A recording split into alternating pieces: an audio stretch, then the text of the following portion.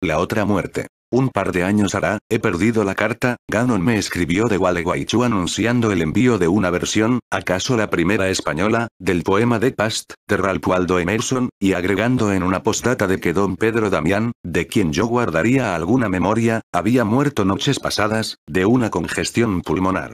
El hombre, arrasado por la fiebre, había revivido en su delirio la sangrienta jornada de Masoyer. La noticia me pareció previsible y hasta convencional, porque don Pedro, a los 19 o 20 años, había seguido las banderas de Aparicio Saravia. La revolución de 1904 lo tomó en una estancia de Río Negro o de Paysandú, donde trabajaba de peón. Pedro Damián era entrerriano, de Gualeguay, pero fue a donde fueron los amigos, tan animoso y tan ignorante como ellos. Combatió en algún entrevero y en la batalla última. Repatriado en 1905, retomó con humilde tenacidad las tareas de campo. Que yo sepa, no volvió a dejar su provincia. Los últimos 30 años los pasó en un puesto muy solo, a 1 o 2 leguas del Ñancay. En aquel desamparo, yo conversé con él una tarde, yo traté de conversar con él una tarde, hacia 1942. Era hombre taciturno, de pocas luces. El sonido y la furia masoyer agotaban su historia. No me sorprendió que los reviviera, en la hora de su muerte, supe que no vería más a Damián y quise recordarlo. Tan pobre es mi memoria visual que solo recordé una fotografía que Gannon le tomó. El hecho nada tiene de singular, si consideramos que al hombre lo vi a principios de 1942, una vez, y a la efigie, muchísimas. Gannon me mandó esa fotografía. La he perdido y ya no la busco. Me daría miedo encontrarla. El segundo episodio se produjo en Montevideo, meses después. La fiebre y la agonía del entrerriano me sugirieron un relato fantástico sobre la derrota de Masoyer. Emil Rodríguez Monegal, a quien referí el argumento, me dio unas líneas para el coronel Dionisio Tavares, que había hecho esa campaña. El coronel me recibió después de cenar. Desde un sillón de hamaca, en un patio, recordó con desorden y con amor los tiempos que fueron. Habló de municiones que no llegaron y de caballadas rendidas, de hombres dormidos y terrosos tejiendo laberintos de marchas, de Saravia, que pudo haber entrado en Montevideo y que se desvió, porque el gaucho teme a la ciudad, de hombres degollados hasta la nuca, de una guerra civil que me pareció menos la colisión de 2 ejércitos que el sueño de un matrero. Habló de Illescas, de Tupambaye, de Maseyer. Lo hizo con períodos tan cabales y de un modo tan vívido que comprendí que muchas veces había referido esas mismas cosas, y temí que detrás de sus palabras casi no quedaran recuerdos. En un respiro conseguí intercalar el nombre de Damián. ¿Damián? ¿Pedro Damián? Dijo el coronel. Ese sirvió conmigo. Un tapecito que le decían Daimán los muchachos. Inició una ruidosa carcajada y la cortó de golpe, con fingida o veraz incomodidad. Con otra voz dijo que la guerra servía, como la mujer, para que se probaran los hombres, y que antes de entrar en batalla, nadie sabía quién es. Alguien podía pensarse cobarde y ser un valiente, y asimismo al revés, como le ocurrió a ese pobre Damián, que se anduvo floreando en las pulperías con su divisa blanca y después flaqueó en Masoyer. En algún tiroteo con los sumacos se portó como un hombre, pero otra cosa fue cuando los ejércitos se enfrentaron y empezó el cañoneo y cada hombre sintió que 5.000 hombres se habían coaliado para matarlo. Pobre gurí, que se la había pasado bañando ovejas y que de pronto lo arrastró esa patriada. Absurdamente, la versión de Tavares me avergonzó. Yo hubiera preferido que los hechos no ocurrieran así. Con el viejo Damián, entrevisto una tarde, hace muchos años, yo había fabricado, sin proponérmelo, una suerte de ídolo. La versión de Tavares lo destrozaba.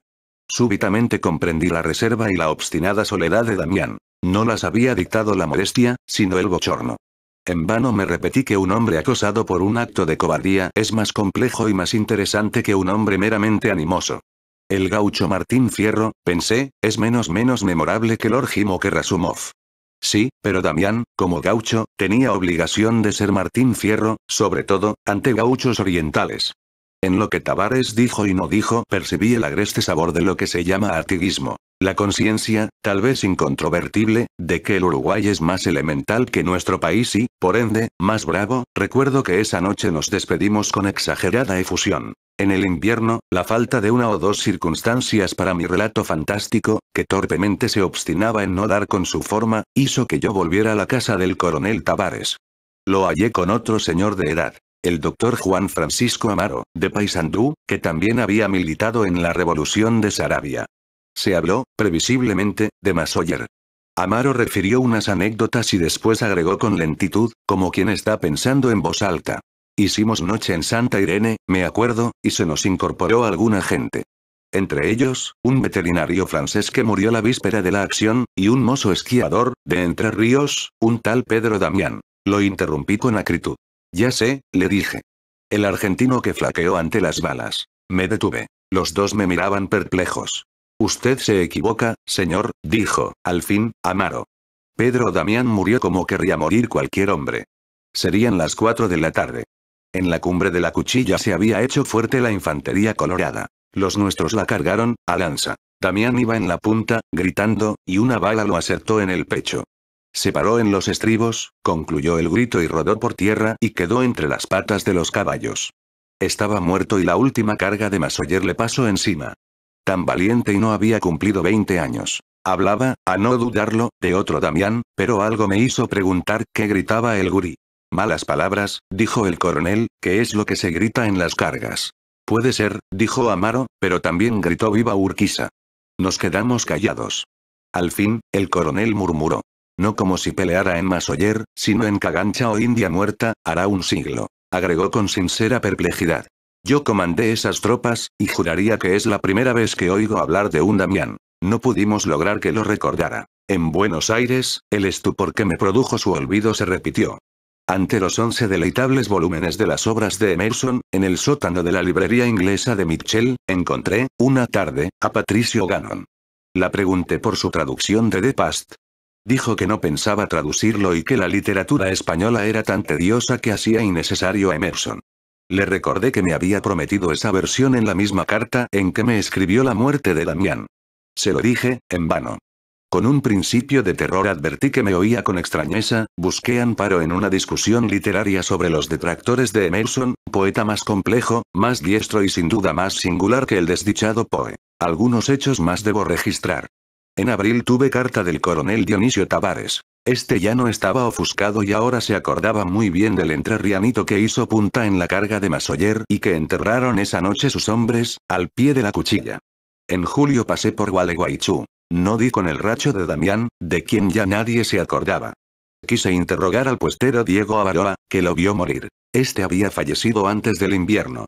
Quise traer a la memoria los rasgos de Damián. Meses después, hojeando unos álbumes, comprobé que el rostro sombrío que yo había conseguido evocar era el del célebre tenor Tamberlink, en el papel de Otelo.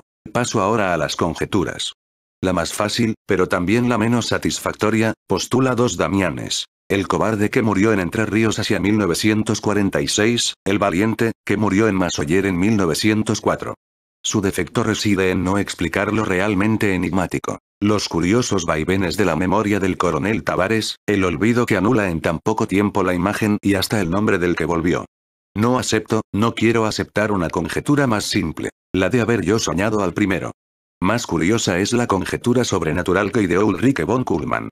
Pedro Damián, decía Ulrike, pereció en la batalla, y en la hora de su muerte suplicó a Dios que lo hiciera volver a Entre Ríos. Dios vaciló un segundo antes de otorgar esa gracia, y quien la había pedido ya estaba muerto, y algunos hombres lo habían visto caer. Dios, que no puede cambiar el pasado, pero sí las imágenes del pasado, cambió la imagen de la muerte en la de un desfallecimiento, y la sombra del entrerriano volvió a su tierra. Volvió, pero debemos recordar su condición de sombra. Vivió en la soledad, sin una mujer, sin amigos. Todo lo amó y lo poseyó, pero desde lejos, como del otro lado de un cristal. Murió, y su tenue imagen se perdió, como el agua en el agua. Esa conjetura es errónea, pero hubiera debido sugerirme la verdadera, la que hoy creo la verdadera, que a la vez es la más simple y más inaudita. De un modo casi mágico la descubrí en el Tratado de Omnipotencia, de Pier Damiani, a cuyo estudio me llevaron dos versos del canto 21 del Paradiso, que plantean precisamente un problema de identidad. En el quinto capítulo de aquel tratado, Pier Damiani sostiene, contra Aristóteles y contra Fredegario de Tours, que Dios puede efectuar que no haya sido lo que alguna vez fue.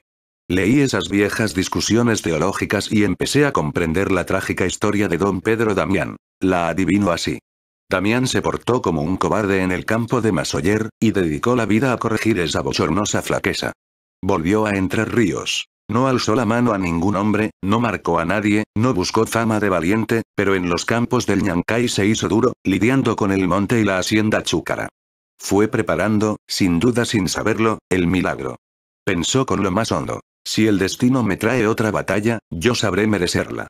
Durante 40 años la aguardó con oscura esperanza, y el destino al fin se la trajo, en la hora de su muerte. La trajo en forma de delirio, pero ya los griegos sabían que somos las sombras de un sueño. En la agonía revivió su batalla, y se condujo como un hombre y encabezó la carga final y una bala lo acertó en pleno pecho. Así, en 1946, por obra de una larga pasión, Pedro Damián murió en la derrota de Massoyer, que ocurrió entre el invierno y la primavera de 1904. En la Suma Teológica se niega que Dios pueda hacer que lo pasado no haya sido, pero nada se dice de la intrincada concatenación de causas y efectos, que es tan vasta y tan íntima que acaso no cabría anular un solo hecho remoto, por insignificante que fuera, sin invalidar el presente. Modificar no es modificar un solo hecho. Es anular sus consecuencias, que tienden a ser infinitas. Dicho sea con otras palabras, es crear dos historias universales. En la primera, digamos, Pedro Damián murió en Entre Ríos, en 1946. En la segunda, en Massoyer, en 1904. Esta es la que vivimos ahora, pero la supresión de aquella no fue inmediata y produjo las incoherencias que he referido. En el coronel Dionisio Tavares se cumplieron las diversas etapas. Al principio recordó que Damián obró como un cobarde. Luego, lo olvidó totalmente. Luego, recordó su impetuosa muerte. No menos corroborativo es el caso del puestero Avaroa. Este murió, lo entiendo, porque tenía demasiadas memorias de don Pedro Damián. En cuanto a mí, entiendo no recorrer un peligro análogo. He adivinado y registrado un proceso no accesible a los hombres, una suerte de escándalo de la razón. Pero algunas circunstancias mitigan ese privilegio temible. Por lo pronto, no estoy seguro de haber escrito siempre la verdad. Sospecho que en mi relato hay falsos recuerdos. Sospecho que Pedro Damián, si existió, no se llamó Pedro Damián, y que yo lo recuerdo bajo ese nombre para creer algún día que su historia me fue sugerida por los argumentos de Pierre Damiani. Algo parecido acontece con el poema que mencioné en el primer párrafo y que versa sobre la irrevocabilidad del pasado. Hacia 1951 creeré haber fabricado un cuento fantástico y habré historiado un hecho real. También el inocente Virgilio, hará 2000 años, creyó anunciar el nacimiento de un hombre y vaticinaba el de Dios. Pobre Damián. La muerte lo llevó a los 20 años en una triste guerra ignorada y en una batalla casera, pero consiguió lo que anhelaba su corazón, y tardó mucho en conseguirlo, y acaso no hay mayores felicidades.